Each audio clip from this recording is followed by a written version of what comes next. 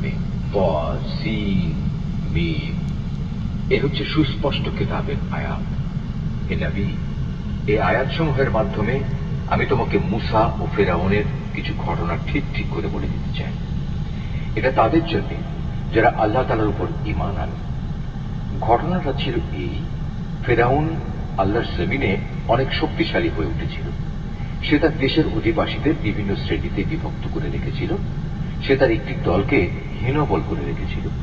সে তাদের পুত্রদের হত্যা করত এবং নারীদের জীবিত রেখে দিত। অবশ্যই সে ছিল জমিনে বিপর্যয় সৃষ্টিকারী ব্যক্তিদের একজন। ফেরাউনের এসব নিপীড়নের মোকাবেলায় আমি সে জমিনে যাদের হীনবল করে রাখা হয়েছিল তাদের উপর কিছুটা অনুগ্রহ করতে এবং ফেরাউনের সেবা দাস থেকে উঠিয়ে তাদের দেশের নেতা বানিয়ে দিতে চাইলাম। আমি তাদের এ জমিনের উত্তরাধিকারী বানিয়ে দিতে চাইলাম। আমি ইচ্ছে করলাম সে দেশে তাদের ক্ষমতার আসনে বসিয়ে দেব এবং তাদের মাধ্যমে ফেরাউন, হামান ও তার লয় লস্করদের সে ব্যাপারটা দেখিয়ে দেব, যে ব্যাপারে তারা আশঙ্কা করত। এমনি এক সময় মুসার জন্ম হল, যখন আমি মুসার মায়ের কাছে এই আদেশ পাঠালাম, তুমি তাকে বুকের দুধ খাওয়াও। যদি কখনো তার নিরাপত্তার ব্যাপারে তোমার ভয় হয় তাহলে বাক্সে ভরে তাকে সমুদ্রে ফেলে দিও।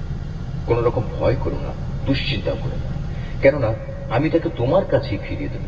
আমি তাকে রসুলদের মধ্যে সামিল করব। আল্লাহ তাআলার আদেশ অনুযায়ী মুসার মা তাকে সমুদ্রে ফেলে দিল। অতঃপর ফেরাউনের লোকজন তাকে সমুদ্র থেকে উঠিয়ে দিল, যেন সে একদিন আল্লাহ তাআলার সিদ্ধান্ত মোতাবেক তাদের জন্য দুশ্মনী ও দুশ্চিন্তার কারণ হয়ে পড়তে পারে। এতে কোনো সন্দেহ নেই যে ফেরাউন, হামান ও তাদের বাহিনী ছিল ভয়ানক অপরাধী। ফেরাউনের স্ত্রী এই শিশুটিকে দেখে তার স্বামীকে বলল, এই শিশুটি আমার এবং তোমার জন্য চক্ষু শীতলকারী হবে। একে হত্যা করো না, হয়তো একদিনে আমাদের কোনো উপকারও করতে পারে, অথবা আমরা তাকে সন্তান হিসেবেও তো গ্রহণ করতে পারি।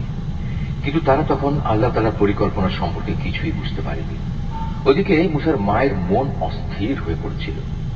আমার প্রতি আস্থাশীল থাকার জন্য যদি আমি তার মনকে দৃঢ় না করে দিতাম, তাহলে সে তো দুশ্মনের কাছে তার খবর প্রকাশ করেই দিচ্ছিল। সে মুসার বোনকে বলল, তুমি সাগরের পাড় ধরে এর পেছন পেছন যাও।